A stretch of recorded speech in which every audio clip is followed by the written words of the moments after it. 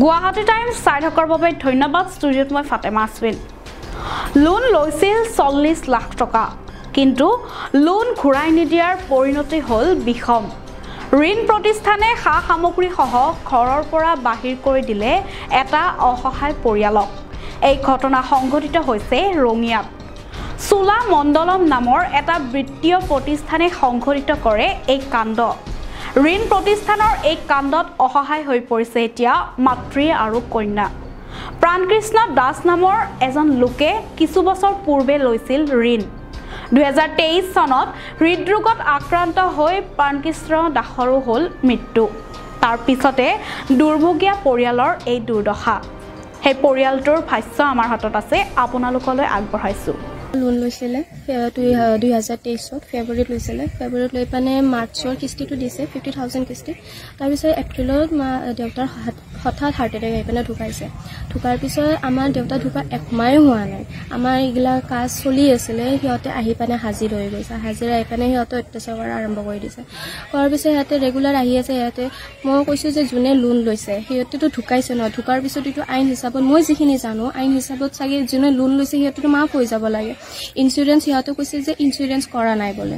মই প্ৰুফ সুধিলে সিহঁতে আৰু সিহঁতে 1 লাখ টকাও ৰাখিছে, আনকি ইঞ্চুৰেঞ্চৰ পৰা কাটি লৈছে বুলি ইটোও আনকি আমাক ফোনত কৈছে। সিহঁতে একো পাৰ্মিশ্যন লোৱা নাই, আমাৰ একো লোৱা নাই।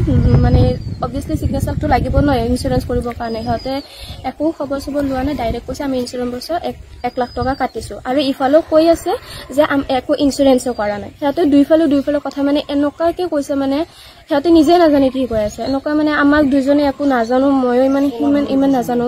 একচুৱেলি এইটো বেংকো নহয়, চলা মণ্ডলম কোম্পানী এটা হয়, যিটো আমি শুনাও নাই। আপোনালোকক কি বেয়া ব্যৱহাৰ কৰে? বেয়া ব্যৱহাৰো কৰিছিলে একদম প্ৰথমত। এনেকুৱা মই উপায়হীন মই যাই পিনে এমকি ৰিপৰ্ট লিখি থৈ আহিছিলোঁ থানাত যাই পিনে যে এনেকুৱা অত্যাচাৰ, এনেকুৱা ধমকি দিবতো সিহঁতৰ আইন হিচাপত একো অধিকাৰ নাই। যে আহি পিনে তোমালোকে ওলাই যোৱা, ৰুম ভাড়া চোৱা আমি ওলাই দিম, হেন তেন বহুত বেয়া ভাষাকে কৈছিলে। আনকি মোৰ তাতে এইগিলা ৰেকৰ্ডিঙো আছিলে। তাৰপিছত আমি উকিলো ধৰিছিলোঁ, উকিলে ধৰি চব ৰেকৰ্ড চেকৰ্ড দেখাইছোঁ, শুনাইছোঁ।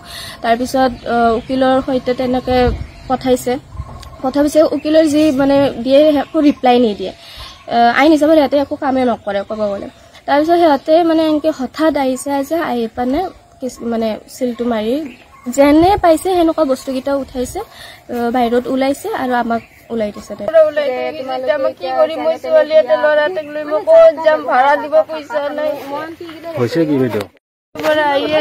চিল মাৰি থৈ গৈছে, বস্তু বাহিনীছে ওলাই চিল মাৰিলে। আমাৰ মিষ্টাৰে লোন লৈছিল, মিষ্টাৰ ঢুকাইছে। ঢুকোৱাৰ পিছৰ পৰা সিহঁতে আমাক বহুত টৰ্চাৰ কৰিছে। আজি আহি একদম বস্তু বাহিনী ওলাই থৈ আমাক তলা মাৰি থৈ আমাক বাহিৰত পেলাই থৈ গ'ল। এতিয়া আমি ক'ত যাম, কি কৰিম? জাননী দিয়া নাছিল নেকি? জাননী দিছিল সিহঁতে। আমি কৈছিলো আমি ঘৰে মাটি বিক্ৰী কৰি সিহঁতক পইচা দিম।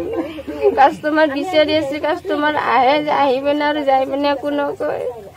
এতিয়া আজি আমাক বেঘৰ কৰি থৈ গ'ল। আমি কি কৰিম, ক'ত যাম এতিয়া? আমি কি বেংক? চোলা মণ্ডল। ক'ত আছে এইটো অফিচ? গুৱাহাটীত আছে।